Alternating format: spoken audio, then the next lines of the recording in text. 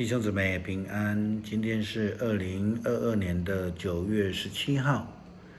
今天的经文是诗篇79篇第1节到第9节，耶利米书第8章14节到17节，第9章第2节到第11节，马可福音第12章41到44节。今天要跟大家分享的主题是2个小钱。耶稣基督在马可福音当中提到了一位寡妇的奉献。耶稣基督将这奉献与其他富有的人的奉献来做了一个对比。其实耶稣基督提到的这件事情有许多的面向，那这当中我们要分享3件事情。第一，上帝在看。经文记载，耶稣基督他坐在圣殿的库房对面，他在看大家怎么样将奉献投在这个奉献箱里。上帝在看大家的奉献，就好像在看亚伯拉罕他如何愿意献以撒一样，更如同上帝在看使徒行传中的亚拿尼亚和撒非拉这一对夫妻的奉献一样。这提醒了门徒与基督徒，人在做，上帝在看。第二，奉献本身。大家都进入了圣殿奉献，无论是一群这个富有的人，或是一位孤苦无依的寡妇，都在奉献这件事情上面尽自己的本分。这是基督徒信仰生命当中非常重要的一件事情。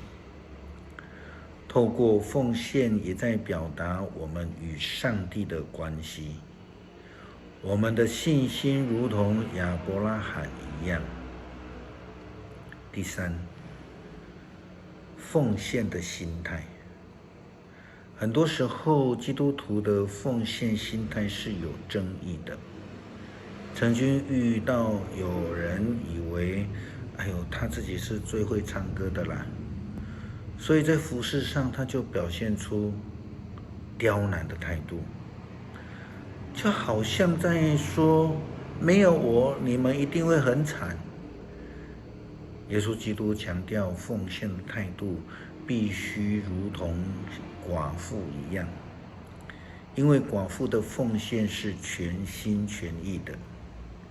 因为耶稣基督告诉门徒们说，耶稣把他的门徒都叫过来，对他们说，我实实在在的告诉你们，这个穷寡妇所投进奉献箱的比其他的人多。别人是从他们财富当中捐出有余的，可是他已经很穷，却把自己全部生活的费用都献上了。寡妇的2个钱，这样的奉献，不但是有奉献，不但是高于11奉献，更清楚地表达了他以全生命的需要全然的奉献。奉献不但是指着金钱而已，其实金钱很多人就已经做不到了。此外，还有在各方面的服事奉献心态。是否我们在上帝的面前是诚心诚意的？是否我们的服事全是为了上帝，完全不为自己？这是非常重要的一个心态。很多人在服事上面完全依据自己的喜好，坚持自己的想法，完全不顾虑上帝的旨意以及与大家的对话。我们前天去了淡江教会新的礼拜堂参观拜访，很令牧师感动的是，他们在整个的建堂的计划当中不断的对话。当牧师开始提出意向的时候，开始就与兄弟姐妹对话，然后与建筑师对话。建筑的过程当中，仍然不断的持续的跟兄姐的对话。建筑师也不断在这个做调整做法，并且与教会继续对话，使得这个礼拜堂的建筑是变成所有人共同参与奉献在上帝面前的一个美好见证。这是奠基于一个全然奉献的基本心态上面，是为了荣耀上帝，是为了使福音广传的美好事工与奉献。当然，他们在礼拜堂落成到献堂这个过程当中，也开始学习了一个运作，有一段时间，他们也终于建立了一套非常严谨管理系统与规则。无论他们的空间如何的使用，全部都是因为教会的福音工作，没有为了私人的利益而开放。他们尽了上帝交在他们手上的工作，全心全意的服侍与奉献。我们反观那一些违背上帝诫命的以色列人，耶利米先知这样说道：那些以色列人呢？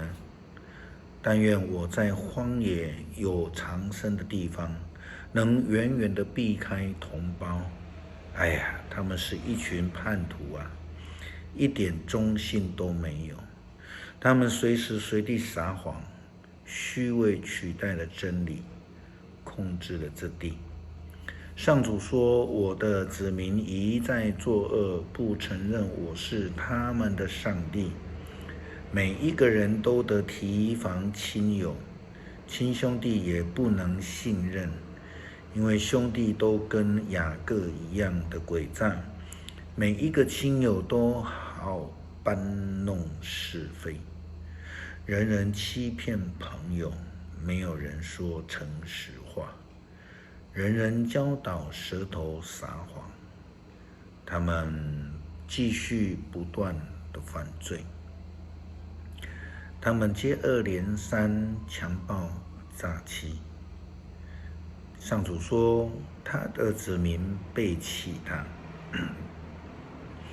因为他们敬拜上帝不诚心，就如同那一些富有的人，他们奉献的心态一样。虽然奉献很多钱，但是却不是诚心诚意。好像有些人可能参与很多的服事，但是心里却不谦卑、不诚心、不顺服，甚至骄傲的以为自己的服事非常重要、非常正确、非常有贡献一样。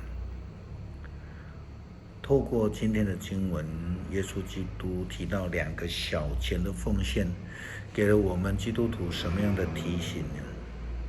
我们得到了什么样的教导呢？求主帮助我们成为一位诚心奉献的基督徒。诗篇79篇第1节到第9节：上帝啊，外族人侵入你的领土，他们玷污了你的圣殿，使耶路撒冷成为废墟。他们拿你仆人的尸首为物因，把你忠贞子民的尸体丢给野兽。他们使你的子民血流成河，淹没了耶路撒冷，没有留下一人掩埋尸首。我们四周的邻国愚弄我们，他们嘲笑我们，讽刺我们。上主啊，你要永远向我们动怒吗？你的怒气像火焚烧，要到几时呢？